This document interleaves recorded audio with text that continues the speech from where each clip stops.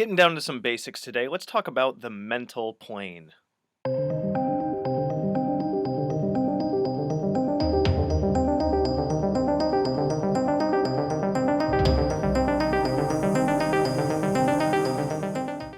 Okay, so I already tried this once and my computer decided to fudge the entire recording file, so we're going to go over it again. So I'm going into another thing on basics today with the mental plane. The mental plane is arguably above the physical plane being everything that you see here. The mental plane is inside your mind. It's what you use when you are going to come up with any action, anything that you think about before you do it, any ideas that you have, those all exist in your mind and therefore on the mental plane. Everything around us was once an idea in the mental plane. From this chair I'm sitting at, it once was the idea of a chair, to the pool table that this laptop is on, to this laptop, to this house. It was all once an idea, and then it became a thing. You can even argue, which I'm going to step into later on in the Kabbalion, that everything is an object of mind, the mind of the all, and then it was transmuted into this physical reality.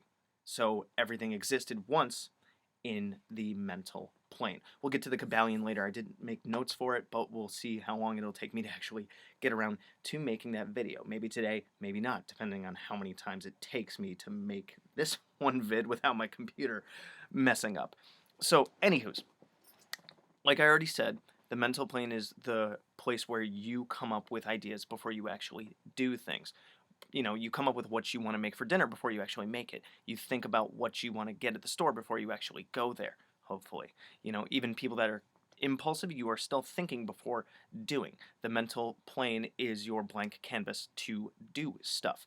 And in terms of Magick, we can visit the mental plane and really take advantage of that to get our ideas down and see how they play out, almost like a simulation, um, and then kind of fine tune them and tweak them before we do our spell work, right?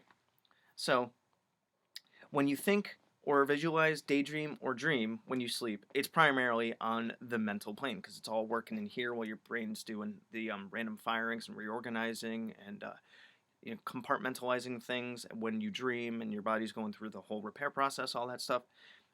By the way, if you can't visualize, you can still work on the mental plane through focused train of thought. So as long as you have like an inner dialogue going on, which even I think some people don't, you could probably still do it if you don't have an inner dialogue if you work with pictures, but if you can't work with pictures because you have that aphantasia, which I do have a video on, the difficulty with visualization, you can still work on the mental plane. You just have to follow a more linguistic idea of, okay, this is what I want, this is what I'm thinking about, and then you just follow that. So when thinking of how the mental plane can be used for magic, it's similar to how scientists use computer models to see how events play out given certain variables, like when they're calculating stuff for a space flight, or when they're trying to see how a hurricane is going to move. They have like those weather models with the spaghetti plots, right?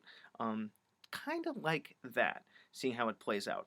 So when in ritual space for spell work or in meditation during the planning stages or during a ritual, you visualize the outcome on the mental plane by seeing the situation that you are going to do or doing the spell for as if it has already come true. I have all my notes from when I was at work today, taking some notes. So yeah, prior to spell work, you want to plan what you do. And you sit and you meditate. And remember, there's 3 different types of meditation. You have meditating on your breathing, an object, or a mantra. You can kind of think about this as meditating on a mantra, but it's more of an idea, because mantras are like repeated phrases. And if you guys check out any of my other videos, like the statement of purpose stuff, I come up with my statement of purpose that is very succinct, to the point, and it covers everything I want, and then I repeat it over and over and over. And even repeating it gives it more energy, more power, and stuff like that. So when I'm doing my meditation and I'm repeating that mantra, I'm not only saying it, saying what my outcome is, what my intent is, but I'm also picturing it in my mind, every little detail, building it from the ground up. So let's talk about kind of how to do that, how to get there. Anyway, so the mental plane is in here. Now, for those of you that meditate, if you've ever meditated to like, one of those guided meditations or something like that, then you might know the idea of like going to like a clearing in a forest or you're walking on a beach or some, hippie shit like that. But the idea is to come up with an idea of a an entry point, right? For me, it's like the salt flats. If you've ever seen those, pictures of those is really gorgeous, where the sky and the ground are the same thing, and I can easily just kind of picture myself there, and that's my blank canvas. That's my go-to. That's the first room on the mental plane, let's say, that I can picture and visit. So you want to think about something that you can picture very, very easily, and it just comes to your mind because that's your front foyer, right? That's like beyond the door. So that's the first thing that you're going to see. And it's so what it does when you have the this easy go-to visualization thing that you can enter more and more easily, it fires up your visualization engines. It's warming them up to picture things in your mind with something very, very familiar to you. And then once you're in there, you can build on it. Maybe there's another door, and what your outcome is going to be in the next room. Or like for me, I have that whole where everything looks like the sky with clouds and the blue sky behind it, and then because clouds are white, right?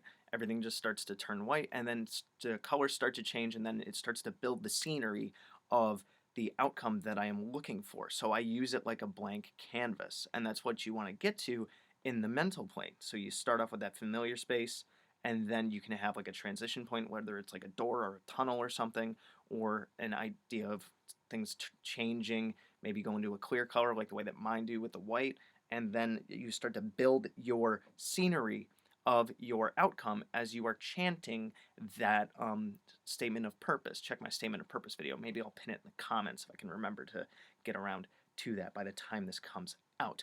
But yeah, so did I cover everything? Yeah, I think I did, and maybe a little bit more succinct than the first time that I taped this. So let me know what you guys think about this, and comparing the physical plane with the mental plane, because the physical plane wouldn't exist without the mental plane, and arguably the next one above it, the astral plane. But we'll probably get to that sooner or later whenever I get the chance to make the notes to make a video on this or on that. So let me know what you guys think down in the comments. You can check out any of my other videos through the link to my channel. Subscribe if you're new. You can always request a topic. And be sure to check out my books and all that other stuff, which you can find the links to at the end of this video and down there. Good hunting. Thanks for watching my video. So if you want to check out my playlists, I have, among others, the Simon Necronomicon, the Tree of Life, General Magic, Tulpamancy, a playlist on my books, the elements, stones, the theories that govern magic, and the gods and goddesses of Mesopotamia. If you want to check out my books on Amazon, I have Creating Consciousness, Magical Mechanics, Magical Theater, Handy Sigil Magic, Magical Movement, which is an update and expansion upon Handy Sigil Magic, Magical Mastery, which is a combination masterwork of Magical Theater and Magical Mechanics, and The Guide to the Spheres and Beyond. You can also find me on Facebook at Magickology YT. You can email me at priestofthenecro@gmail.com, and you can even check out my Instagram, which is Magickology. And good hunting.